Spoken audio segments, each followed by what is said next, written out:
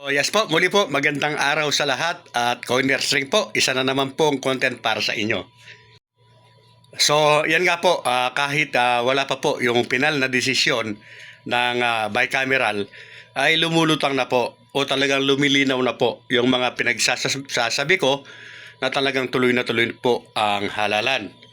At sa nakikita ko po, noong una po na i-content natin yan na 101% po ay tuloy ang halalan, napakarami po ng mga bashers, mga haters po, halos lahat po ng komento sa aking mga video ay talaga pong hindi mo po masikmura.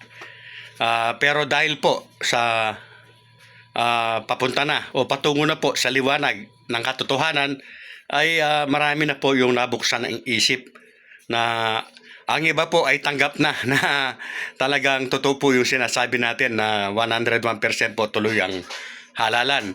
Bagamat meron pa rin po na natitira na hanggang sa ngayon po ay umaasa na mapopospon po ito.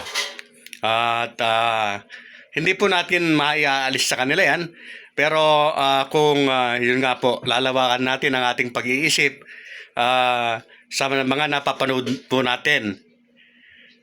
Meron pa ba kayong naririnig po na talagang postpone yan sa mga proponent yan? Yung mga nagsusulong yan, wala na po. Nag-iba na po ang ihip ng hangin.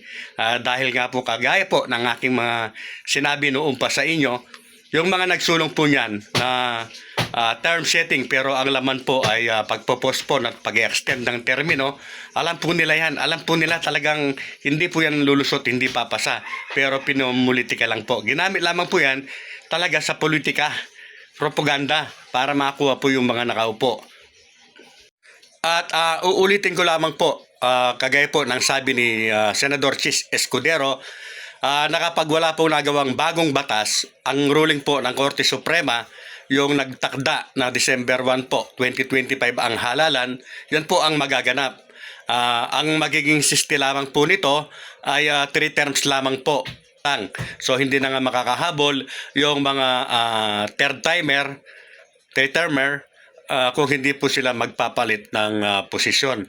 Bagamat ang akin pong talagang nakikinita na makikita dyan ay yung win-win solution po na sinasabi ko, maaari pong matuloy ang halalan at magkaroon din po o matuloy din po yung fixed term pero tuloy po ang halalan dahil napaka-imposible po na magkaroon po ng extension o fixed term na 4 o 6 na taon pero ang makikinabang yung nakaupo, imposible po yun, zero na po yun, krokis na po yun, hindi po yan mangyayari.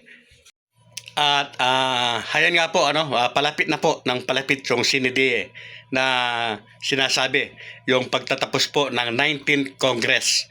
Yes po, at ilang araw na lamang po ay talagang malalaman na po ang katotohanan.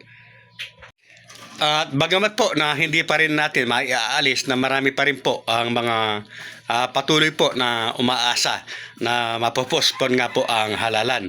Dahil nga po pinagbabasahan nila yung mga sinabi po ng mga nagsulong yan, lalo-lalo na po si Madam Amy na sinabi niya na nung pumasay po ito sa third reading sa Senado ay sinabi niyang wala na, hindi na matutuloy talaga ang halalan.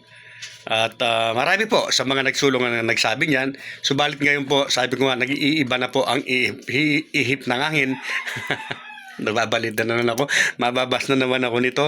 Kaya po, yan po ang realidad ng buhay. Talagang minsan may nabubudol.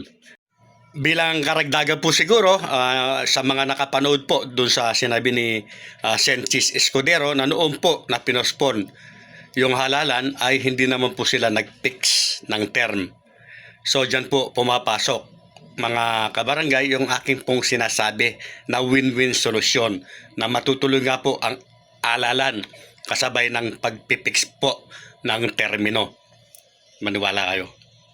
So yan po, muli po ako po ay nag-aanyaya sa mga hindi pa po nakapag-subscribe sa aking channel, lalo-lalo na po yung mga baguhan na gustong tumakbo sa halalang ito. Marami po kayong matututunan dito. Ganun din po yung mga nakaupo na gusto pang madagdagan yung kaalaman patungkol po sa barangayan.